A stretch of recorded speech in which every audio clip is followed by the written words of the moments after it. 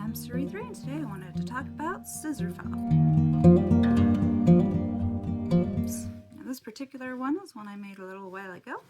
It is a cross-stitched scissor fob, and I actually have a tutorial, and this is a free pattern, and you can find that on my website, or I'll link it down below.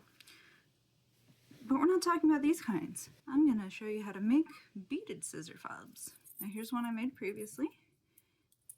And the main thing is that it has a large clasp that I can use to attach to my scissors, and a smaller clasp that I can use to hold small things such as this needle threader.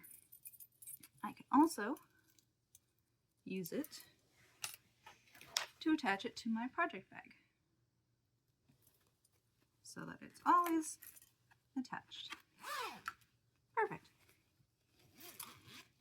These scissor fobs also make it easier to find your scissors if it's loud and garish or long or bright.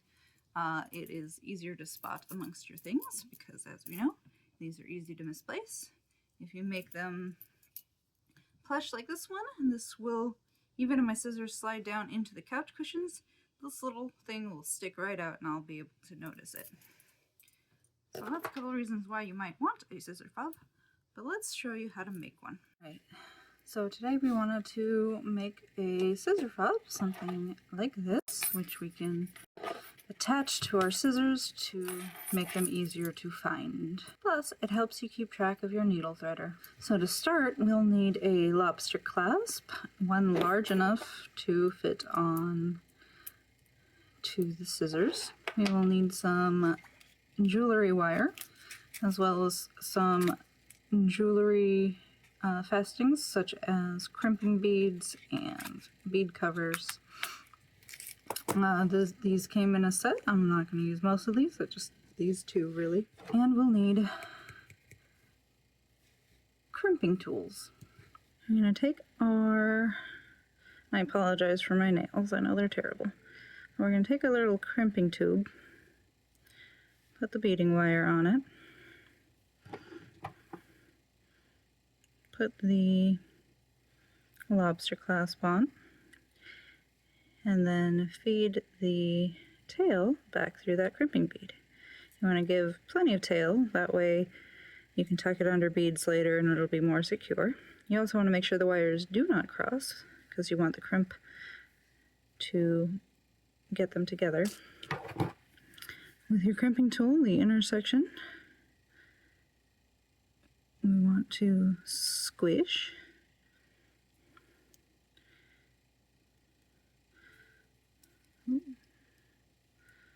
So it's nice and flat.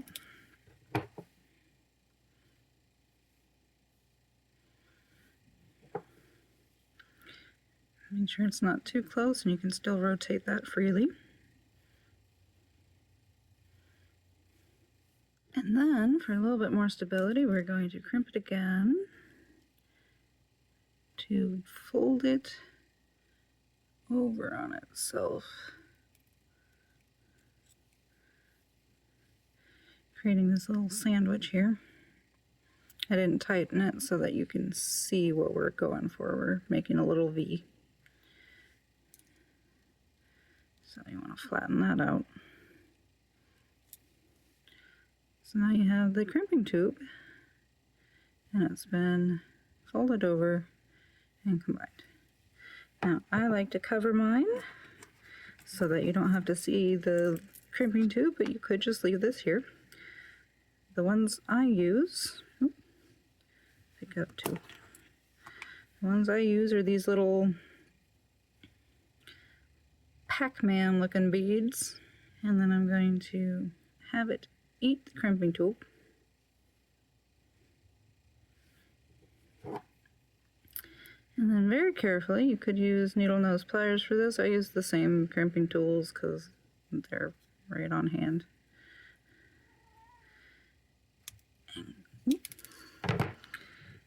Again, not easy to do while trying to watch a camera.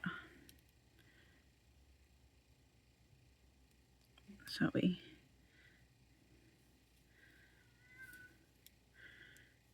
form that bead, close of that bead, and I just will rotate around to make sure I get it from all angles and it stays round.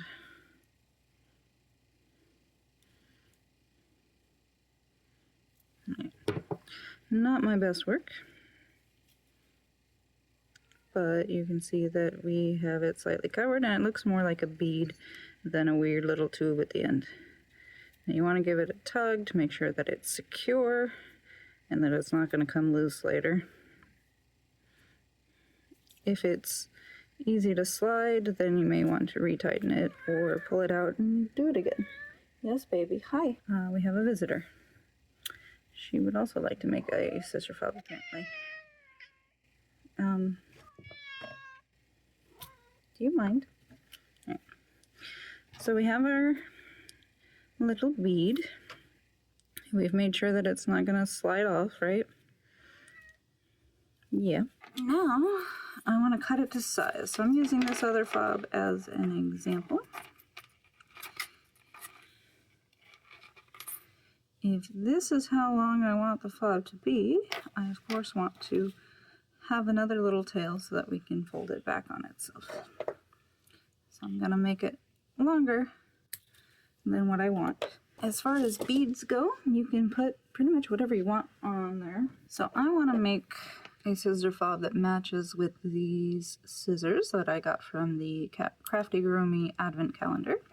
So I'm looking for dark greens and like coppery color. I don't have copper beads, but I could use these gold beads. I can maybe use some stars if I wanted it to look similar to this one. I also have some glass beads here. Which green is closer here?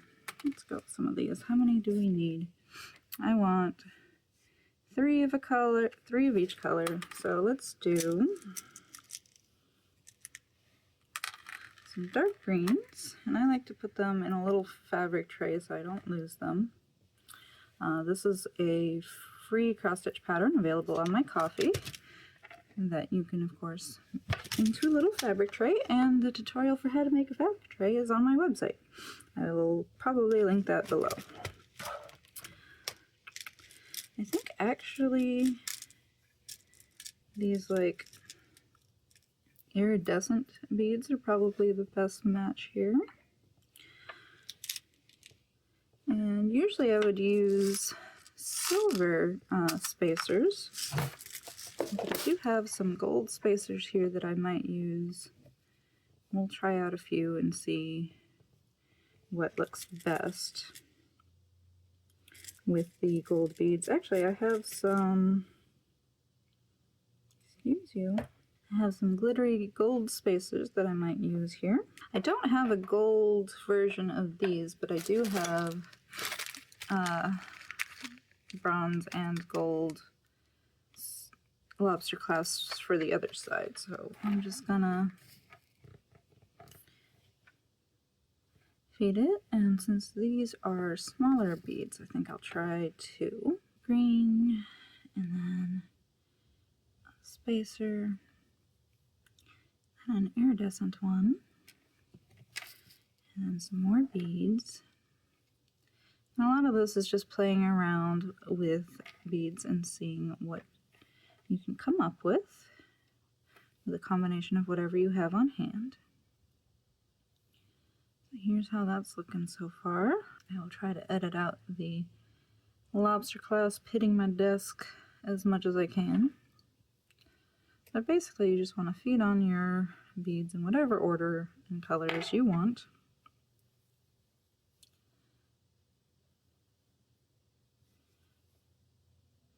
And at whatever length you want. And step back and take a look at it each time, see if it's coming out how you want it. Once it's long enough, you want to feed your tail here through some of the beads as well.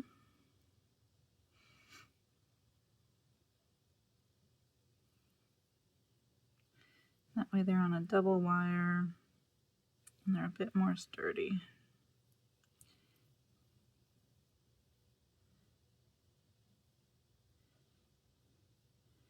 And get to about the halfway point because we want the others to feed back as well. And then this tail I'll probably trim off once it's all done. But for now, let's continue our pattern. More of these little seed beads that keep trying to escape me. I do need to get some gold of the larger lobster clasps so that they would work well better together, but the important thing is to use what you have and don't overbuy materials like I do.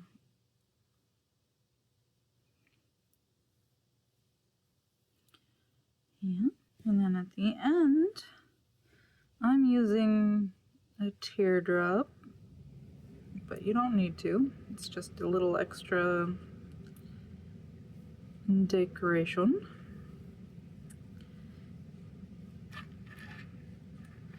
And now for the end, you could, at the end, you could finish it off with like a cute little charm if you didn't want to use it as a needle threader holder or anything like that. Or what I'm going to do is finish it off with a lobster clasp. That way you can attach whatever you want to it. You can attach a needle threader, so you have that on hand always. If you prefer a different type of needle threader, you could thread that right on there and crimp it in place, perhaps. Whatever you want to keep a hold of. Since I used the bright gold spacers, I'm going to go with a brighter gold of that. Now I do actually have gold crimping beads, so I can use those. That way we have the silver to start off with the silver clasp, and then the gold to finish off with the gold clasp. And that way it's not as jarring. And just like before, you want to feed it back through. Except this time, so basically I fed the loop back through all of the beads until they're both coming out the end. So now we have it nicely secured. We do want it to be loose enough that you can still flex, because if it's too tight, it's more likely to break actually. So once we have it to where we want it, we again do the same as before and crimp it in half. Make sure those wires don't get crossed. And this is a technique that requires practice and you will get better at over time. Because I still sometimes have to undo it and redo it when it doesn't quite come out well. It's folded over now. And we'll get a matching little Pac-Man unit. So now it has its own little end bead there. We have the silver start. Again, I need to get some gold ones, but all works together. And the threads have been looped back and through. That way they're a little bit more secure. So now we just need to chop off the tails and make sure, of course, not to chop off the core wire or you're gonna have a bad time. But now we have a new little scissor fob that I can clip onto my scissors to make sure I don't lose them. And I have plenty more of these needle threaders, because I always need a needle threader on hand. And there you have it. Now in some of my listings I attach a second shorter length. You would do it the same as before, except now you're working with an already existing one.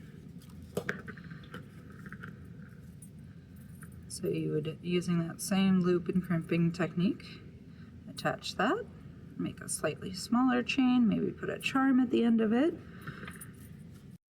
I don't have any of the double ones on me right now, but I'll post a picture of one or probably make another one here in a minute. You can pretty much customize it however you want. If you want it longer, if you want thicker beads like pony beads, you could do that.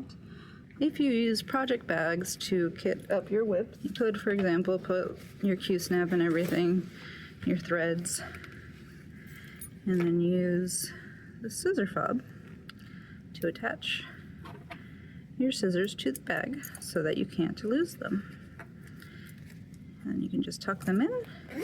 You can still zip up the bag, but when you go to get your stuff, you don't have to fish around for your scissors, like it's always connected. You could even use it to hold on.